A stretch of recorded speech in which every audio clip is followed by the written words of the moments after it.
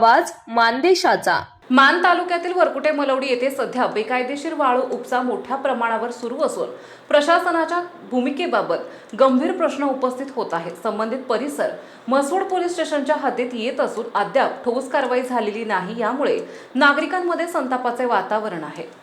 स्थानिकांच्या म्हणण्यानुसार काही वाळू माफिया राजकीय नेत्यांचे समर्थक असल्यामुळे त्यांच्यावर कारवाई टाळली जात असल्याचा आरोप केला जात आहे। विशेष म्हणजे राजकीय विरोधकांशी संबंधित असलेल्या वाळू उपसा करणाऱ्यांवर मात्र मोठ्या प्रमाणात कारवाई करण्यात आली असून अनेक वाहने जप्त करण्यात आली आहेत। त्यामुळे कारवाईत दुजाभाव होत असल्याची चर्चा रंगू लागली आहे।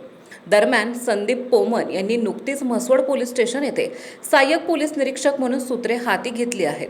त्यांच्या नियुक्तीनंतर वरकुटे मलवडी येथील बेकायदेशीर वाळू उपसा थांबवण्यासाठी कडक पावले उचलली जातील अशी अपेक्षा व्यक्त केली जात आहे। सध्या गावात पुढील 2 दिवसात मोठी कारवाई होणार अशी जोरदार चर्चा सुरू असून प्रशासनाच्या हालचालीकडे सर्वांचं लक्ष लागले आहे।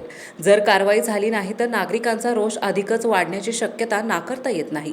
या पार्श्वभूमीवर संबंधित अधिकाऱ्यांनी कोणताही दबाव न मानता बेकायदेशीर वाळू उपसा करणाऱ्यांवर कठोर कारवाई करावी अशी ठाम मागणी नागरिकांकडून होत आहे।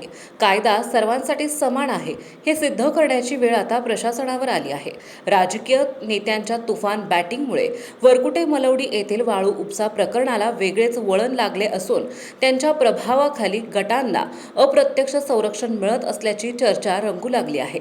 या पार्श्वभूमीवर विरोधकांशी संबंधित वाळू उपसा करणाऱ्यांवर मात्र धडाधड कारवाई होत असल्याने ते पूर्णपणे घायाळ झाल्याचं चित्र दिसत आहे।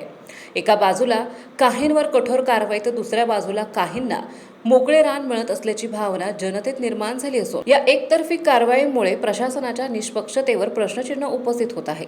मान चौफेर न्यूजसाठी संपादक बापूसाहेब मिसाळ, वरकुटे मलवडी। आपल्या जिल्ह्यातील तालुक्यातील लेटेस्ट बातम्या पाहण्यासाठी आजच मान चौफेर न्यूज चॅनलला YouTube वर सबस्क्राईब करा आणि बेल आयकॉन प्रेस करा।